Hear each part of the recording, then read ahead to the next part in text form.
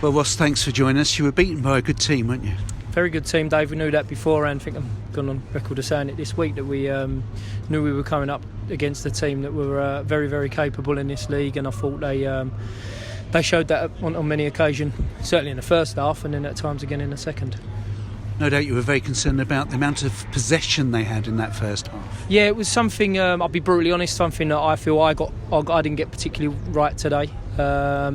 Felt like the way in which we set us up was going to be able to counteract some of the movements that we knew were obviously going to come into play from them today, but that didn't work out. So I take full responsibility for the way that the first half panned out, and know that, like I say, we knew that at times we were going to be without the ball because they were very comfortable. But I thought that we allowed that to happen on a few occasions in the first half.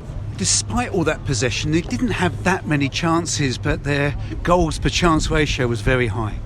Yeah, and I think that's something that's probably happened a lot this year, Dave. I think don't know exactly how it looks, but I think if I were to analyse the amount of opportunities that people have created or had against us, what they score from off the back of that hasn't been a great deal. So that's, I suppose you can look at it in two different ways. One is that we're not giving away too many chances, but when people get them, they're either taking them or we're allowing them chances that are too easy for them to score from. So it's obviously a concern. And you'll be disappointed with all those 3 goals, I'd have thought.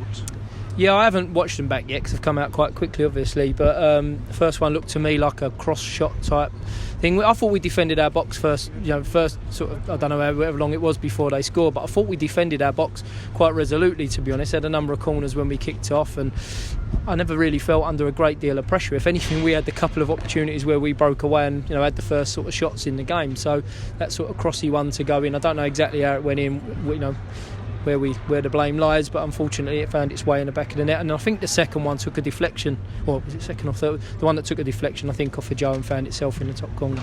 You changed the formation for the second half? Yeah, like I say, from my perspective, although it wasn't a great performance, I felt as though I got it wrong today.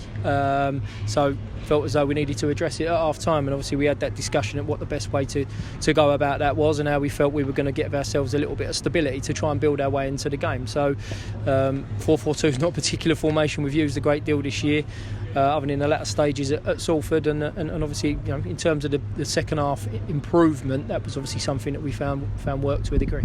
The work rate and the ethics and the character was good in the second half as well. Yeah, and I think that's something I'd like to, I've just said to the lads in there that we've been beaten by a better team today, we've been dominated, and it hurts. It hurts probably for the first time that we feel we've really been put to the sword by an opposition.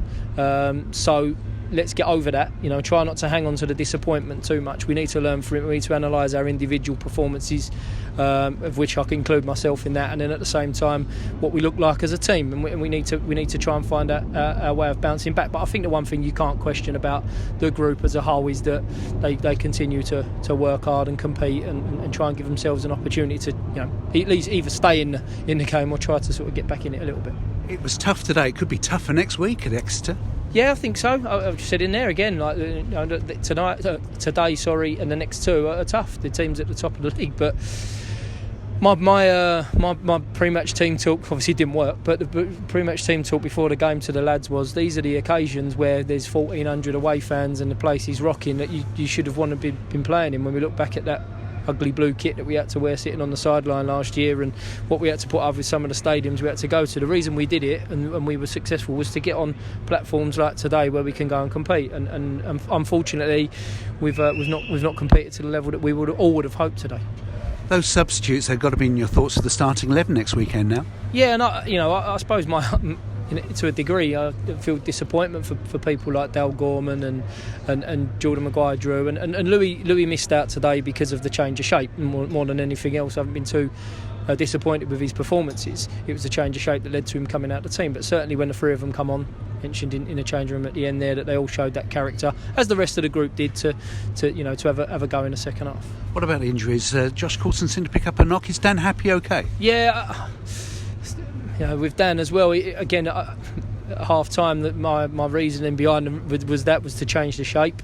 Felt that with Josh Coulson's leadership on there and Marv being right-footed on the other side, led to Dan being taken off. But my message to the lads at half-time was it could have been a number of anybody to come off, and unfortunately it was Dan. So no injury concerns on that front. Josh's one was a whack on the hand in the first half, so as far as I'm aware and as far as I'm concerned at the moment, there's no immediate concern over that. And finally from me, Ross, I understand Jamie Turley had an operation last week. Yeah, I think my last message to you at Salford was Jamie would be joining in training on Monday, so that was due to happen, but it was assessed and analysed, and we felt that it hadn't shown the improvement that we really wanted, and he was in a very similar position to what Joby was before he went under the knife. So the actual, albeit you say operation, the actual process or the follow-up period off the back of that isn't always as bad as it sounds, because Jamie's fit and in good shape and been running. His recovery process off the back of the operation, we hope, will be quicker than if he hadn't had it done.